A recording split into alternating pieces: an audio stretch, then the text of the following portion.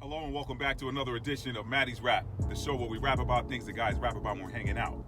I am your host, author Matt D. Talford, author of a couple of award-winning books, the first of which is From Fear to Faith, a Survivor Story, which chronicles a tough journey through a difficult situation that I hope nobody ever has to deal with.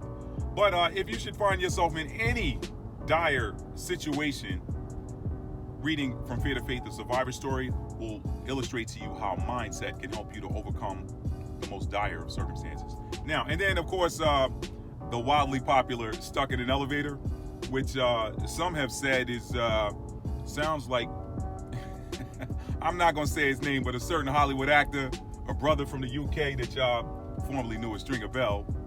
I'm not going to say his name. I just said his name, didn't I? And outspoken, ultra-conservative, shock jock, if you will. Blonde hair, hazel eyes. Y'all might know who she is, but I'm not going to say her name either. But you can probably figure out who it is, all right? She's always challenging people with her views. But anyway, Stuck in an Elevator. Imagine those two getting locked on an elevator for 1 hour, all right? A little sneak preview there. Check it out. It's available in print at my website, www.talfordarts.com, as well as Amazon. All right, Amazon, you can get it at Amazon. You can also get it in two ebook formats. That is Apple iBooks and Amazon Kindle. Now, on to today's topic. You guys know, if you've been following me for a while, you know that pretty much 99.9% of what I've done over the last year and a half, going on 2 years, has been scripture editions of Maddie's Rap. Well, today I'm gonna sort of return to how it all started, and Maddie's Rap is the show where we rap about things that guys rap about when we're hanging out, like barbershops, sports bars, whatever. Well, a lot of the things that we talk about in those venues are sports, and we had a pretty huge sporting event this past weekend, and there were dozens, if not hundreds, offering their opinions on what happened.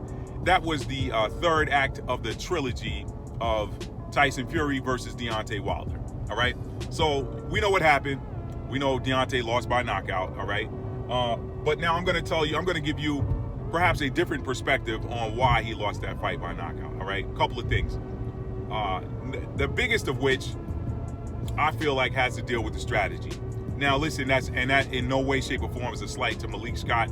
I listened to his interview with I forget which media outlet that was, but I like that brother. He's extremely intelligent. And to his point, that was a tough first act as a head trainer in a championship fight. That was a tough first act. That's not one you want to be your first act when you're going against a superior fighter in Tyson Fury. You credit what credit's due, and a superior trainer in Sugar Hill Stewart. So that was a tough out. That said, I still feel like perhaps Deontay Wilder went in with. And I'm going to use military terms for this. So in military speaking, you have what's called tactical planning, and you got strategic planning. What tactical planning is okay, this is what we're going to do in this particular area of operation. This is how we're going to approach this particular objective. All right, this is how we're going to take down this particular target. This is how we're going to capture this particular individual, whatever. That's tactical planning. The how, okay? The strategic planning is the what. Hey, we got to win this particular, we got to take out this regime, we got to win, we got to get this brutal dictator, whatever. That's the strategic thing. The strategic thing is what your overall purpose is. The strategy is how, okay? And that's the tactical part. I think that there was a lot of tactical work in the Wilder camp leading up to this fight, but I think if there was a overall strategic game plan, to me, it was apparently no different than what he's always done, which is go in there and knock the other guy out. There's a funny thing that happens in boxing as you pile up and continue to rack up knockout victories. It becomes increasingly difficult to knock out your opponent. It becomes increasingly difficult. Why? Well, when you're early in your boxing career, nobody knows you. Nobody knows what kind of power you got. They're looking at the guys that you got on your record as knockout victories, and it's like, okay, maybe this guy lost 3 other fights by knockout. He didn't do anything impressive. And you continue to climb the charts, your wins continue to mount up, your knockouts continue to pile up, and you start having championship fights where you're knocking out champions. Well, the more fights, the more title defenses you get, whatever, the tougher it becomes to knock out somebody at that level, because now they know that you have knockout power and they're looking to avoid it. So now they're strategizing, and their whole strategy becomes is centered around, one, how do I avoid getting knocked out, and two, how do I defeat this guy en route to avoiding the knockout. Okay. Now, with that in mind, I feel like the Wilder camp was the strategic planning was knock him out. The tactical was apparent in the first couple of rounds, where he went downstairs on Tyson Fury, which I thought was brilliant. That was brilliant. But again, let me deal with the overall, and then I'll deal with some little finite things that I saw in that fight, and I'll wrap this video up. Overall, it appeared that their game plan was to win by knockout. That should not have been the game plan. The game plan, look, you've been in here with this guy twice, all right, before, and you could not knock him out in either fight. Now, you got, you caught him with a good shot in his second fight, and or not the second fight, I'm sorry, the first fight, you caught him with a good shot that he recovered from. I still don't know how he got up from that shot, but he got up from it, and he continued on, and it went on to be a draw. But prior to that, it was pretty clear that he wasn't going to let you catch him with that shot. Now, he got a little careless and walked into one. Didn't really even get set up with it. He just got careless and got caught, which leads to something else I'll be talking about later. He didn't get set up for that shot that he got caught with in the first fight. He kind of got careless. But back to my point, it should have been clear after looking at film and studying film for 2 fights and looking at a ton of other videos or other fight film of Tyson Fury fighting, that he's not the type of guy. He's a very good defensive fighter. So he's not the type of guy that you're just going to go in there and just impose yourself on him and knock him out. All right? So if I'm training or strategizing with a guy like Deontay Wilder, who has built-in knockout power leading into this fight, I'm going to train to win on the scorecards in 12 rounds. I'm going to train, my whole strategy is going to be outpointing him, which leads me to point number 2. Deontay bulked up considerably for this fight and put on more weight than he normally carries around to come up to the weight of a guy who's already walking around at almost 300 pounds. I mean, let's face it, he's 6'9", and, if he's not training for a fight, you probably think he's a fat guy. No disrespect. He's a big boy. He's a big boy. So when you're trying to put on weight, that's like me. I walk around, my weight fluctuates between 205 and 215, depending on what I got going on in my life. But that would be like me trying to bulk up to 300-something pounds and say, hey, I want to go and try out for an offensive lineman position. There's no way I'm going to be as good as somebody who walks around that big already, who does that, right? So let's even deal with boxing. I'm like I said, between 205 and 215. That would be like me trying to bulk up to 240-something to fight a guy like Klitschko. I mean, he was walking around that weight. That's going to be a tough out. And if anything, that's going to work more against me than it is for me. So I feel like him bulking up worked against him. Here's the thing. Let me take you back to military history, all right? We know that in the old days of wooden ships with sails, the Spanish Armada dominated the seas. Why did they dominate? Because they had these huge galleons that were these massive gunships that had so many guns they could pretty much blow anybody that opposed them out of the water. But a funny thing happened on the way to the British Isles. They ran up on these smaller clippers or cutters or whatever. I think they called them clippers or cutters or something like that. But these ships had nowhere near the firepower of the Spanish galleons, but they were faster. So what they used was they said, hey, we got a disadvantage with guns, but we have an advantage with speed. So if we can use our speed to our advantage, we can pot shot these darn galleons and just eventually just blast them out of the water. And we can also lure them into these rocks that we know how to navigate around because we're smaller and faster, that they won't be able to turn in time to avoid these rocks. So they outsmarted the Spanish Armada and was able to get the victory. And Spain's Navy never recovered after that.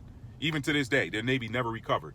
So that is what I would have been doing with Deontay. Rather than bulk up, I would have had him working on using his speed. Him being lighter with that much power is actually an advantage if he uses it right. Now, one of the things that drew my attention to Deontay Wilder a dozen or so fights ago was I said, wow, look at this guy, man. This guy, okay, yeah, he's not the classic boxer, but he's got thunder in both hands, and he's a heavyweight at 6'7" that moves like a middleweight. Who's ever gonna beat this guy? And what happened is, I think Deontay fell in love with his power and stopped the things that got him success early on in his career. He doesn't move like he used to. Deontay Wilder does not move like he used to.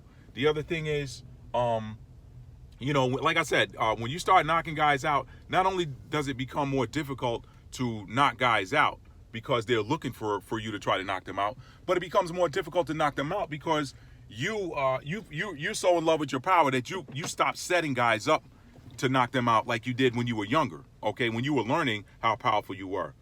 Once you finally, and we see this happen a lot in boxing, when guys learn how much power they got, they learn that, hey, I got the ability to hit a guy, hit him and get him out of there. They get away from using the setup. It's the setup that got you the knockouts early on in your career, but guys get away from that setup. It happened with Jermaine Taylor. He's another guy. Jermaine Taylor would set guys up with that jab of his early on in his career, and then he fell in love with his knockout power and stopped setting guys up. It happened to a degree to Sugar Ray Leonard later in his career, where he went in there just trying to knock guys' heads off instead of setting them up. You got to use what got you there. When you get away from what got you there, you're going to get away from there. And I think that is what has happened with Deontay Wilder. So now, people say Deontay Wilder is done. Well, you know what? Let me finish. Let me touch on another point before I wrap up. Deontay, I think it was a mishap to build up and bulk up like that and try to fight a guy who's already big by putting on more weight. If anything, that slowed him down. I heard one trainer, one boxing celebrity say that bulking up slows down your hand speed. We know that, but at the heavyweight ranks, it can also slow down your foot speed. I think Deontay, what he should have been working on is using his power to not necessarily go for the knockout, but to try to hurt Tyson Fury. And when I mean hurt, I mean sting him like Ali used to do. You want to throw punches that physically hurt. Like, wow, every time he touches my skin, it swells up. Throw those punches, and that's all in targeting. I mean, where are you targeting? Where are you arming that missile to blow up at? At what range are you arming those shots? Deontay, the way he throws, he swings for the fences, so he throws his whole body into it. And when he misses, he's expending energy recovering himself. Okay? Not only that, but he's now in range to get either counterpunched or tied up. And that speaks to another thing that happened that went wrong in that fight for Deontay Wilder. Look at the film. Look at what happened to him in that second fight. Okay? What happened in that second fight? Tyson Fury started using his weight advantage to lean on Deontay. He leaned on him. He's laying on him, making him carry that weight. That did two things. One, it wore out Deontay Wilder, and two, it allowed Tyson Fury to rest. Now, I will tell you, Tyson Fury, in my opinion right now, is the king of dirty boxing. He's the king of dirty boxing. Listen, he doesn't call himself the Gypsy King for nothing. What does the Gypsy do? Gypsies are all about trickery and sleight of eye, sleight of hand, slant of eye, whatever they call it, whatever that saying is. I don't know. They're all about the three card game, the hat trick, the shell game. Which shell is it under? That is Tyson Fury. He calls himself the Gypsy King. It's for a reason. Pay attention. If you rewatch that fight, look at how he is a master of disguise. He holds Deontay Wilder the back of his head. He takes the one hand and pulls it to the other so he's punching him with a rabbit punch underneath, but he's pulling his head down and punching up. He did that a lot in that fight. Things like that, we won't even talk about that second fight. I'm not gonna get into that. That's water under the bridge. But anyway, he's the master of dirty boxing. Just look at his tactics. He leans on the guy, lays on him, puts his weight on him. What Deontay should have been doing in camp is he should have been in there with guys that were bigger, that were laying on him, and using this technique of making that guy using his own weight against him. You can turn a guy, when a guy's coming to lay on you with his weight, you can turn that guy and make him lose balance where he's got to catch himself now. It's all in timing, but it's like martial arts. It's like judo. It's like Aikido. It's like using the other guy's weight against him. He wants to lean on you. When you feel his weight, you back away quickly and turn him. Make him catch himself. Make him use his legs catching himself. Now let's get back into the tactics Deontay got away from. He was jabbing to the body. He was throwing a 1-2 to the body. The frustration was showing up in Tyson Fury's face early on because he's like, I didn't prepare for this. And I've always said to myself, why is everybody headhunting this guy? This guy can move his head. He can move his head. It's hard to hit his head. He's got very good upper body movement, but he's a big dude, so he can't move that body as quickly. I've always marveled at why people did not go downstairs on him more. It's there for you. The key to beating Tyson Fury, 1, is to not to try to knock him out. 2, to try to score points and to try to outpoint him. And 3, to work his body. To work his body. That flab there, that flab works against you, man, if somebody knows how to work it. That flab makes you wish you had done a little bit more abdominal training. Somebody work his body right, I guarantee you his next fight, if he doesn't retire, would be to come in there, he'd have an 8-pack. He'd be like, wow, what kind of training? And Deontay started doing that, and he got away from it. It's like he started doing it, he saw that the body shots, the body work was opening him up for the head, and then he threw the body work out and went right back upstairs to the head. So, at the end of the day, Deontay wore himself out by 1, trying to swing for the fences, 2, allowing Tyson Fury to lay on him, and 3, carrying more weight into the ring than he's used to. Deontay should have stayed light, and so, listen, to wrap this up, because I'm getting redundant now, Deontay Wilder lost this fight, in my opinion, in camp. No disrespect to the trainers, I just think that they went in with the wrong strategy. This guy clearly learned in the second fight how to use his weight to his advantage. So big up to Tyson Fury's camp. They knew how to get the best out of their fighter. Did we see the best out of Deontay Wilder? Absolutely not. Absolutely not. There's more in there. There's more in there. And I think he's with the right trainer. I just think that, with that being his first fight and not looking at everything, he missed some things that could have given Deontay the win. Deontay could have gotten the knockout simply by not going for it. And I got a friend of mine, Cedric, if he's watching this video, he knows. I won't say his last name, but Cedric, big time. I play tennis, okay? That's one of the things I do to stay in shape. Cedric has a massive forehand, massive. But he's a big guy too. And I've told Cedric for years, listen, why you are giving away points, you are hitting unforced errors, hitting balls into the net or hitting balls long because you're swinging for the fences and you don't need to. All you need to do is make solid contact with that ball, 3, 4, 5 shots. You've opened the court up. You don't have to hit through a guy. You don't have to try to hit through a guy. All you got to do is hit the ball. The weight of your shots alone is going to force the guy into an error, or it's going to make him hit something weak that you can then step into, rip, and put away. But why are you sitting here trying to blast missiles from the baseline? And we're playing doubles. Use your power to your advantage. Set yourself up.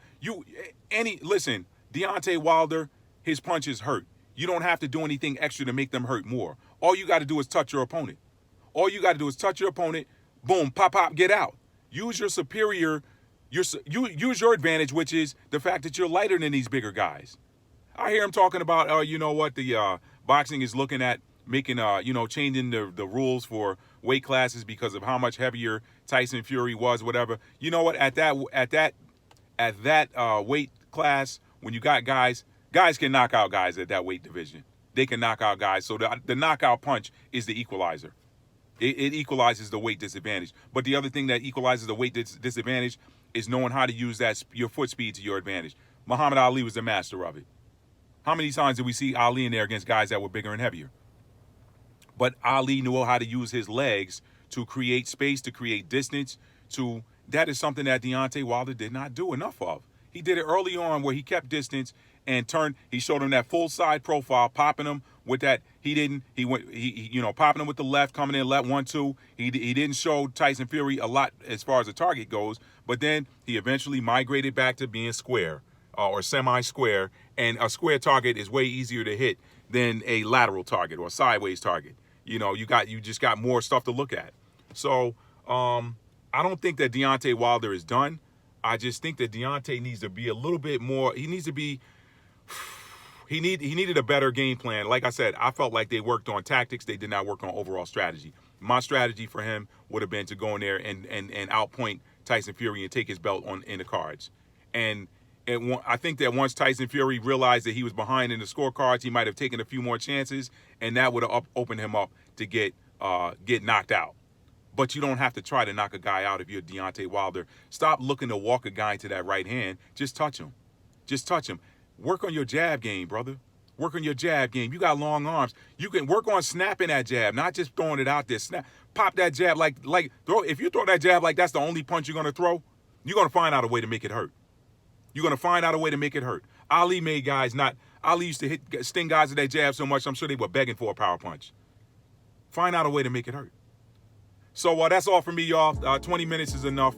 Listen, I hope you enjoyed this breakdown of the Tyson Fury Deontay Wilder fight and what I feel like went wrong in it for Deontay Wilder.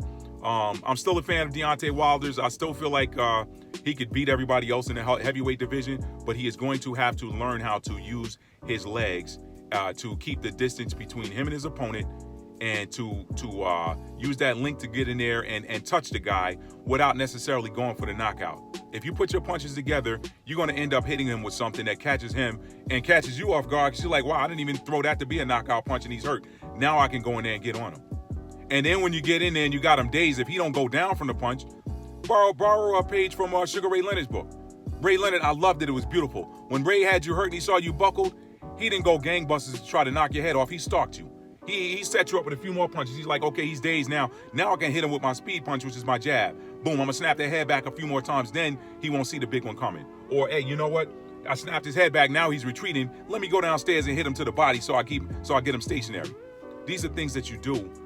You can't panic and say throw caution to a wind, because if a guy's got enough astuteness about him, he's just not going to let you knock him out.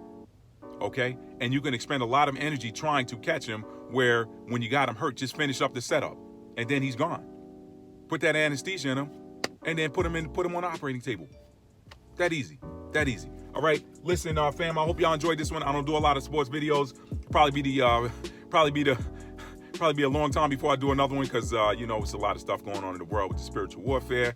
And listen, we all got to do our part. Those of us that are aware of what's happening, we all got to do our part, man, to not let this bull expletive, because I ain't mad. So I'm mad you might hear me say a few things that you don't hear me say on the regular. But anyway, I'm gonna get off that, man. Y'all can watch any of my other videos. This one was about sports. We're gonna keep it about sports. Listen, I hope you enjoyed it. If you like this video, give it a thumbs up. Also, if you're not a subscriber, please consider hitting the subscribe button. And if you're a returning subscriber, thank you so much. You guys know how I feel about you. I do this for you guys. I love you guys so much. You have no idea. Listen, tell somebody you love them and mean it. How do you mean it? You show it.